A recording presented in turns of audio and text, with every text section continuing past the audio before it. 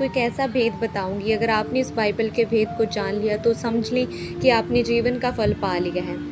पहले जिस भाषा में बाइबल लिखी गई यूनानी भाषा में, तो उसमें क्रॉस शब्द के लिए स्टूरोस शब्द का इस्तेमाल हुआ है। लेकिन जब हम पहला पतरस उसकी 2 की 24 आयत को पढ़ते हैं तो उसमें लिखा, आप ही हमारे पापों को अपनी देह के ऊपर लिए हुए क्रूस पर चढ़ गया, जिससे हम पापों के लिए मरकर धार्मिकता के लिए जीवन पाएं। जहाँ पे परमेश्वर के क्रूस के लिए जो शब्द इस्तेमाल हुआ वो ग्रीक शब्द है जूलोन, जिसका मतलब है लकड़ी और खंभा। इसी रीति के साथ प्रेरितों के काम 10 उसकी 39 वर्ष में लिखा, उन्होंने उसके विषय में लिखी हुई सब बातें पूरी की तो उसे क्रूस पर से उतरा कर कब्र में रख दिया। यहाँ पर भी प्रभु के क्रूस के लिए जूलोन शब्द का इस्तेमाल हुआ है।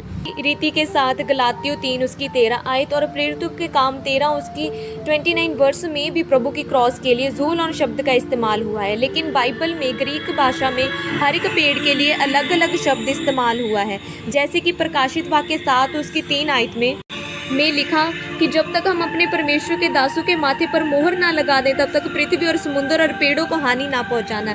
यहाँ पर पेड़ों के लिए जो शब्द इस्तेमाल हुआ है वो है डेंट्रॉन, जो कि ड्रस शब्द से निकला है, जिसका मतलब होता है बांज वृक्ष। इसी रीति के साथ प्रकाशित वाक्य 9 और उसकी 4 आयत में भी वृक्षों के लिए डेंट्रॉन शब्द का इस्तेमाल हो सकता है। अब तैयार हो जाए बाइबल के सबसे बड़े भेद के लिए। प्रकाशित वाक्य उसकी 2 की 7 आयत में लिखा, जिसके कान हो वे सुन लो, आत्माओं के लिए उसे क्या कहता है। जो जय पाए मैं उसे उस जीवन के पेड़ में से जो परमेश्वर के स्वर्गलोक में है फल खाने को दूंगा।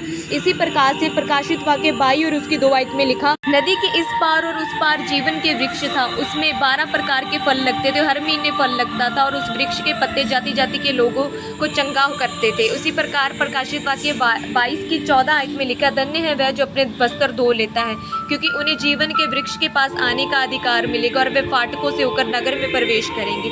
जहाँ पर जीवन के वृक्ष के लिए जो शब्द इस्तेमाल हुआ है वो है जूलोन, यानी ट्री ऑफ लाइफ, जूलोन ऑफ लाइफ। और प्रभु की क्रॉस के लिए जो शब्द इस्तेमाल हुआ वो भी क्या है, जूलोन। मतलब परमेश्वर ही है, आज यीशु मसीह है जीवन का फल, जो क्रॉस पर प्रभु लटकाया गया। जिस प्रकार जीवन के वृक्ष पर जीवन का फल लटकता है वो प्रभु ही है।